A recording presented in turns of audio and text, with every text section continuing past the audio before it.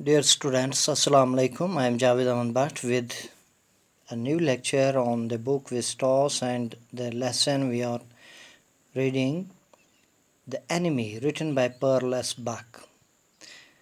तो इस लेसन का आज हम क्लाइमैक्स पढ़ेंगे कि इस कहानी का क्लाइमैक्स है। तो हम देखेंगे कि आखिर ये कहानी जहाँ से शुरू हुई थी और ख़त्म कहाँ पर होती है। तो we will take up this story, we will try to learn it, we will try to read it up to the end. So अब तक की कहानी में हमने देखा कि डॉक्टर सदावा जो जापानीज़ डॉक्टर हैं, उनका मकान जो है वो साहिल समंदर पर है। तो वहाँ समंदर के पानी ने किसी इंसान को, यानी कि ज़ख्मी इंसान को वहाँ पर साहिल पर ला फेंका था। तो वो लड़खड़ा के गिर पड़ा। तो उसके बाद डॉक्टर सदावा और उनकी बीवी हाना ने उस बीमार को, यानी उस ज़ख्मी शख्स को, ये जानते हुए भी कि वो एक अमरीकी है, उनका दुश्मन है, क्योंकि जंग चल रही थी जापान और अमेरिका के दरमियान, उन्होंने उसे अपने घर में लाया, उसका ऑपरेशन किया डॉक्टर सदावा ने और उसकी जान बच गई। लेकिन घर के नौकरों ने उन्हें बिल्कुल इनकार किया कि उस शख्स को उसकी देखरेख करने से। उन्होंने कहा कि आप मुल्क से गद्दारी कर रहे हो, ये दुश्मन है हमारा, तो इस दुश्मन को ऐसे ही मर जाने देना चाहिए, आपने इसको समंदर से उठा के यहाँ क्यों लाया। तो उसके बाद जो है वो नौकर वहाँ से चले जाते हैं। तो सदावा जनरल, उसका बुलावा आता है, वो जनरल के पास जाता है। तो जनरल को वो सारी बात बता देता है। जनरल बीमार होता है तो जनरल उसे एक ऑप्शन देता है कि देखो मेरे पास जो कातिल हैं, जो किसी का भी कत्ल कर सकते हैं, असैसिन्स जो हैं जिन्हें कहा जाता है, तो मैं उन्हें आपके घर भेज दूँगा। वो इस अमरीकी को ख़त्म करके वहाँ से लाश भी गायब कर देंगे, आप पर कोई आँच नहीं आएगी। तो अब आगे हम पढ़ेंगे कि आखिर आगे होता क्या है। क्या वाकई वो अमरीकी उसको वो असैसिन्स कत्ल करते हैं, या वो उसके साथ कुछ और पेश आता है, या वो बच जाता है। तो वो हम इसमें आगे पढ़ेंगे। सो फर्स्ट ऑफ ऑल, इससे पहले कि हम कहानी पे जाएं, कुछ डिफ़िकल्ट वर्ड्स और फ्रेजेस हैं, उन्हें समझने की कोशिश करेंगे हम। So the टिमड means shy and nervous, यानी कि शर्मिला भी और थोड़ा सा परेशान भी। गेली, हैप्पीली, चेयरफुली, यानी कि खुशी से। Masroor, गॉन्ट, very thin because of illness,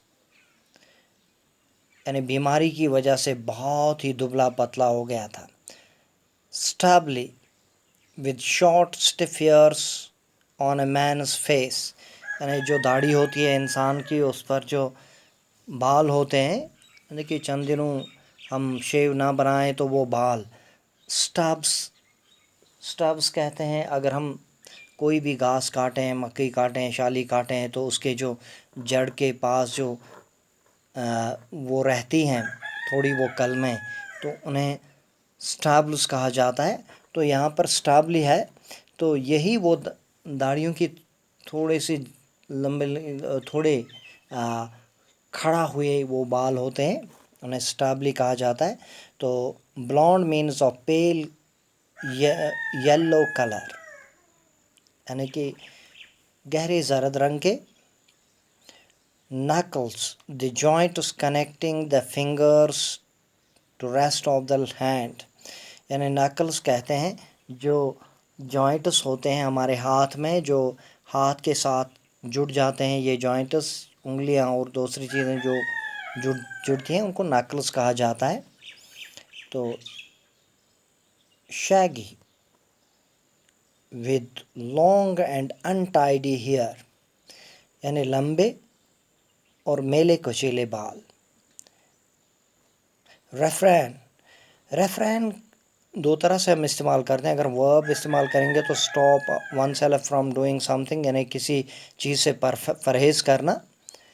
تو یا ایز ناون اس کو ہم لیں گے تو اے ریپیٹیڈ لائن اور سیکشن ان اے پوئم اور سانگ اور اے ریپیٹیڈ کمنٹ اور کمپلینٹ، یعنی کہ جو بار بار دہرائی جانے والی بات ہو کسی نظم میں یا کسی بھی گیت میں، یا کوئی بھی بات بار بار دہرائی جائے، کمنٹ ہے کوئی یا کمپلینٹ ہے کوئی، تو اس کو ہم یہاں پر ریفرین ایز ناون لیتے ہیں. تو ایوز کہتے ہیں the lower edge of the roof that stick out over the walls, یعنی چھت کا چھجا جو ہوتا ہے، جو چھت جہاں پر تعمیر کی جاتی ہے تو اس سے دیواروں سے جو باہر کا حصہ نکلا ہوتا ہے تو اس کو ایوز کہا جاتا ہے. ویری ویری ٹائرڈ، بہت ہی تھکا ہوا. And fathom a unit for measuring the depth of water, یعنی کہ 6 فیٹ کے برابر ہے یہ، یعنی پانی کو ناپنے کی کا ایک یونٹ ہے، اکائی ہے. Pawn shop a shop owned by a person who lends money in exchange for articles left with him, یعنی کوئی آدمی کہیں پر کوئی گروی رکھتا ہے اپنی چیز، کوئی سونے کی چیز ہے یا کوئی دوسری چیز، پھر وہ اس شخص سے پیسے لیتا ہے. تو جب اس کو پیسے ملتے ہیں تو وہ وہاں سے وہ چھڑا لیتا ہے، تو اس کو کچھ وہاں پر انٹرسٹ دینا پڑتا ہے تب تک کے لیے، تو اسی کو پان شاپ کہا جاتا ہے. Chrysanthemum a large coloured garden flower, یعنی کہ ایک بڑا باغوں میں، یعنی کہ جو گارڈنز میں پھول اگایا جاتا ہے، اس کو گل داودی کہا جاتا ہے. And then we have dereliction not caring for, یعنی کہ کسی چیز کی پرواہ نہ کرنا. Zeal great energy and enthusiasm, بہت ہی بڑے جوش اور جذبے کے ساتھ. سلیٹرن اے ڈرٹی انٹائڈی وومن، یعنی کہ ایک میلی کچیلی گندی عورت. Despise to dislike and have no respect for, یعنی نفرت کرنا اور کسی کی عزت یا توقیر دل میں نہ ہونا. Repulsive means causing a strong ڈسلائک، یعنی ایک شدید نفرت پیدا ہونا. ہیگرڈ لوکنگ ویری ٹائرڈ، یعنی کہ بہت ہی تھکا ہوا دکھائی دینا، بہت ہی تھکا ہوا. So these are the difficult words we will encounter with while reading this section of the story. تو اب تک کی کہانی آپ کو معلوم ہی ہوئی ہے. اب وہاں سے آگے ہم یہ دیکھیں گے کہ آخر ہوتا کیا. اس کے بعد اس کہانی میں اگلے 3 دن بہت ہی مضطرب رہتا ہے ڈاکٹر سداوا. وہ بہت ہی مضطرب رہتا ہے. پہلی رات وہ باہر کی جو ایکسٹینج جو باہر کی طرف اس کمرے کا جو پارٹیشن ہوتا ہے وہ کھلا رکھتا ہے، تو ہانا اسے کہتی ہے کہ اسے بند کرو، لیکن وہ رکھتا ہے. تو وہ سوچتا ہے کہ شاید آج رات کو وہ اسیسنز آئیں گے، وہ امریکہ کو ہلاک کریں گے، لیکن صبح جب وہ دیکھتا ہے تو وہاں پر وہ زندہ صحیح سلامت ہے. اسی طرح 3 راتیں گزر جاتی ہیں. تو اس کے بعد جو ڈاکٹر سداوا ہے وہ بہت ہی پریشان ہوتا ہے. آخر وہ اسیسنس آئے کیوں نہیں؟ ادھر سے بہت ہی پریشان تھے، نوکر بھی نہیں تھے. اب وہ ان کے لیے خطرہ بھی بہت بڑھ رہا تھا. تو اس نے فیصلہ کیا کہ اب اس آدمی سے میں خود ہی چھٹکارا حاصل کر لوں گا، یعنی اس سے میں خود چھٹکارا حاصل کر لوں گا. تو اس کے بعد اس نے اس کو، یعنی اس شخص کو، اسے کہا کہ دیکھو اب تم تندرست ہوئے ہو، اور اب تم کہیں بھی آ جا سکتے ہو. یعنی کہ ڈاکٹر سداوا نے اسے کہا کہ دیکھو آج رات میں ایک کشتی ساحل پر تیار رکھوں گا جس میں کھانا اور اضافی لباس رکھا ہوا ہو. تم کشتی میں چھوٹے سے جزیرے کی طرف روانہ ہو جاؤ جو ساحل سے تھوڑی ہی دور پر ہے، تو زیادہ دور نہیں ہے. اس جزیرے پر کوئی نہیں رہتا ہے کیونکہ طوفان میں وہ جزیرہ پانی میں ڈوب جاتا ہے. آج کل طوفان کا زمانہ نہیں ہے، موسم نہیں ہے، تم اس وقت وہاں رہ سکتے ہو جب تک کہ تم کسی کوریائی ماہی گیر کشتی کو وہاں سے گزرتے ہوئے نہ دیکھ لو۔ تو اس آدمی نے کہا کہ میں سمجھ رہا ہوں تم مجھے میری جان بچا رہے ہو۔ تو سداوا نے کہا بالکل نہیں میں اب تمہیں یہاں رکھنا تکلیف دہ ہے، یعنی کہ خطرے سے خالی نہیں ہے۔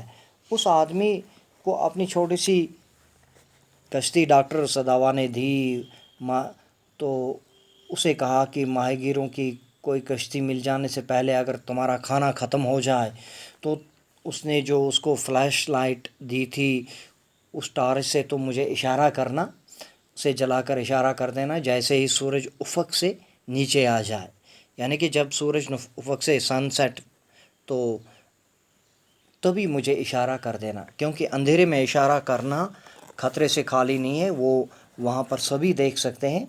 تو اگر تم وہاں پر رہ گئے تو مجھے ایک بار اشارہ، تو میں تازہ مچھلیاں پکڑنا آسان لگے گا اور انہیں کچا ہی کھا جانا، کیونکہ آگ نہیں جلانا، آگ دھواں کوئی بھی دور سے دیکھ سکتا ہے۔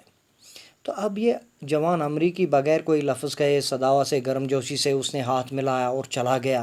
ایک یا دو بار سداوا نے اس کی ٹارچ کو راستہ دیکھنے کے لیے جلتے ہوئے دیکھا۔ اس نے انتظار کیا کہ یہاں تک کہ ساحل سے روشنی کی ایک اور چمک دکھائی دی، یعنی اس نے سگنل دیا کہ میں ساحل پر بحفاظت پہنچ گیا۔ پھر اس نے ڈاکٹر سداوا گھر میں اندر آیا، اس نے دروازہ بند کیا۔ اس رات وہ چین کی نیند سویا۔ تو بوڑھے جرنیل یعنی کہ جو جنرل تھا اس کو آپریشن ایک ہفتہ قبل ہی ہوا تھا۔ سداوا کو رات کے وقت ایک ہنگامی آپریشن کے لیے بلایا گیا تھا۔ 12 گھنٹوں تک سداوا کو یقین نہیں تھا کہ جنرل زندہ رہے گا، لیکن پھر اس نے گہری سانس لینا اور کھانے کا مطالبہ کرنا شروع کر دیا۔ سداوا قاتلوں کے بارے میں کچھ پوچھ نہیں پایا تھا اور وہ بھی نہیں آئے تھے۔ نوکر واپس آ گئے تھے اور یومی نے مہمانوں والے کمرے کی اچھی طرح صفائی کر دی تھی۔ لیکن ایک ہفتے کے بعد سداوا نے محسوس کیا کہ جرنیل اب قیدی کے بارے میں، جو جنرل ہے اب قیدی کے بارے میں بات کرنے کے لیے کافی حد تک بہتر ہے۔ تو اس نے جنرل سے بات چھیڑ دی۔ ہاں جناب، وہ شخص فرار ہو گیا، سداوا نے کہا۔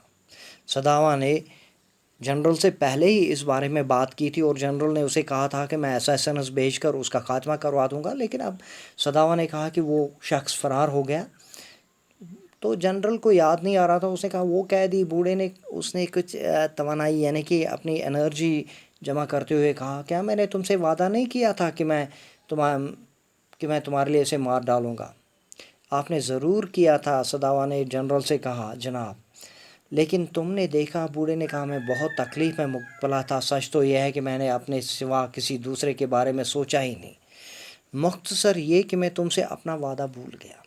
تو جنرل نے یہ کہا کہ میں وہ وعدہ جو میں نے تم سے کیا تھا میں وہ بھول گیا تھا، یہ یقیناً میری بڑی لاپرواہی تھی، لیکن تم سمجھ لو کہ اگر وہ راز کھل جاتا تو تم سمجھ ہی گئے ہو کیا نہیں سمجھے۔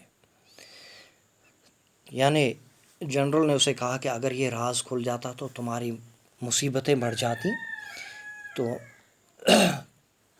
کیا ہو جاتا، تم ایک اچھے انسان ہو۔ جنرل نے بڑبڑاتے ہوئے آنکھیں بند کی، تمہیں انعام دیا جائے گا، یعنی کہ تم نے میری جان بچائی، تمہیں انعام دیا جائے گا۔ لیکن سداوا کو اپنا انعام اس رات کو مل گیا جب وہ شام کے دھندلکے میں سمندر میں کچھ تلاش کرنے کے لیے کھڑا تھا، یعنی کہ وہ دیکھنا چاہتا تھا کہ آخر وہ ٹام یعنی کہ وہ امریکی کیا وہ بچ کے گیا، کیا وہ اس کے ساتھ کیا ہوا۔ تو وہ ساحل پر یوں ہی بیٹھا، ساحل کو، سمندر کی وسعتوں کو دیکھ رہا تھا۔ تو اس شام کے دھندلکے میں روشنی کی کوئی چبھن نہیں تھی، کوئی بھی اس جزیرے پر نہیں تھا، اس کا قیدی جا چکا تھا بے شک صحیح سلامت، کیونکہ اس نے اسے خبردار کیا تھا کہ وہ صرف کوریا کی ماہی گیری کشتی کا انتظار کرے۔ تو اس کے بعد ڈاکٹر سداوا کو اس نے اپنے ماضی کے بارے میں، امریکہ کے بارے میں، ان امریکنز کے بارے میں سوچنا شروع کیا۔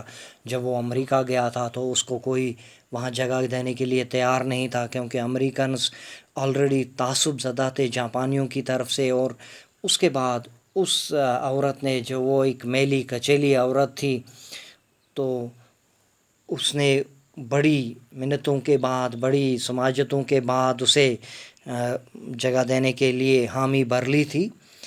تو ان کے ساتھ یعنی کہ اس ڈاکٹر کو یاد کرتا رہا، جو بھی وہاں پر جن سے ڈاکٹر سداوا ملا تھا وہ اسے یاد آئے. اور اس کے بعد اس نے سوچا کہ آخر یعنی کہ یہ امریکی جو ہیں ان کی جو خباستیں ہیں، ان کے جو وہ مکروہ چہرے ان کو، اور اس قیدی کا مکروہ چہرہ اس کے سامنے آیا، تو وہ سوچنے لگا آخر میں نے اسے جانے کیوں دیا، اسے مار کیوں نہیں دیا. تو یہ سب یاد کر کے وہ یہی سوچتا رہا کہ آخر میں نے اسے why strange he thought I wonder why I could not kill him.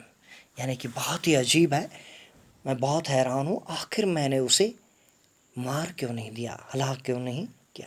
تو یہ ساری کہانی ہے ڈاکٹر سداوا اور اس کی بیوی ہانا کی، اور اس قیدی کی جو امریکہ کا پرزنر آف وار تھا، جو جاپان میں وہ پھر وہاں سے بھاگ کے اور سداوا کے گھر پہنچ گیا، اور سداوا نے اسے اس کا علاج کیا.